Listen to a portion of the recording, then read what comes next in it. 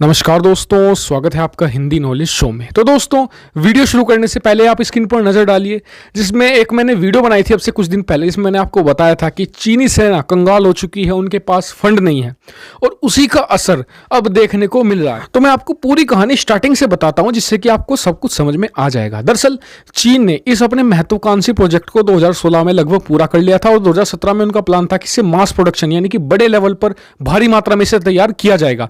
लेकिन हुआ क्या कि 2016 के एंड तक इसके बहुत सारे टेस्ट फेल होने लगे। कारण था इसका सैटर्न इंजन। इसका इंजन था सैटर्न, जो रूस से इंपोर्ट किया जाता था। उसमें इशू क्या था, एक तो वो बहुत ज़्यादा ओवर हीट करता था, दूसरा उसमें वाइब्रेशन इतनी ज़्यादा थी जिससे कि वो रडार पर आसानी से पकड़ में आ जाता था। तो यानी कि ये सुटेबल इंजन नहीं था एक 5वीं पीढ़ी के लड़ाकू विमान के लिए।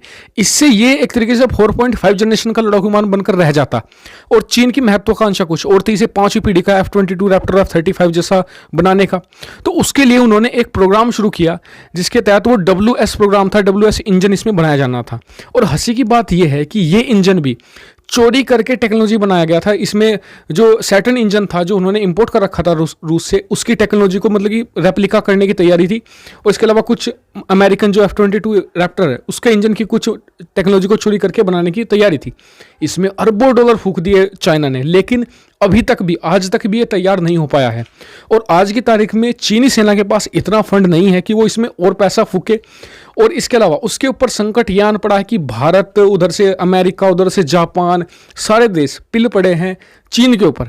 तो चीन ने अब क्या किया है कि अब जितने उसके पास पैसे बचे हैं, उसी में इसका मास प्रोडक्शन, जो उसका मतलब कि स्टार्टिंग वाला सैटर्न इंजन था, उसी के साथ मतलब कि इसका मास प्रोडक्शन शुरू कर दिया है।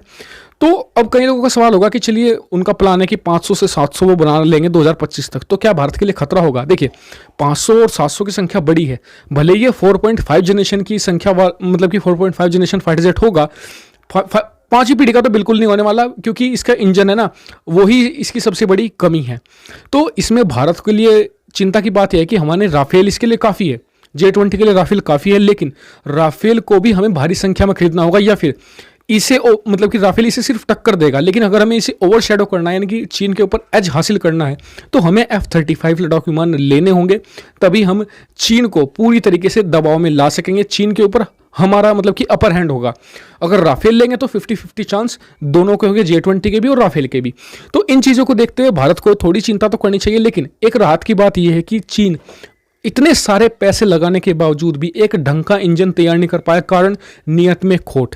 अगर वो सही नियत से खुद के जो उनके इंजीनियर हैं, उन्हें जो अच्छे टैलेंट को पैसा देते, एक बेहतर इंजन बनाने के लिए स्क्रैच से काम करते, हो सकता है कि उनका इंजन 5 से 8 साल और ले सकता था, लेकिन कम से कम एक बेहतर इंजन वो बना सकते थे। लेकिन उनका नियत में ही खोट है, उन्होंने चोरी करना शुरू कर दिया 2016 से ही अपना WS इंजन बनाने के लिए, लेकिन वो कुछ काम नहीं आया है। और ये दोस्तों, नियत में खोट की तो बात है। चीन इस प्रोजेक्ट में WS इंजन में अरबों डॉलर फूंक चुका है।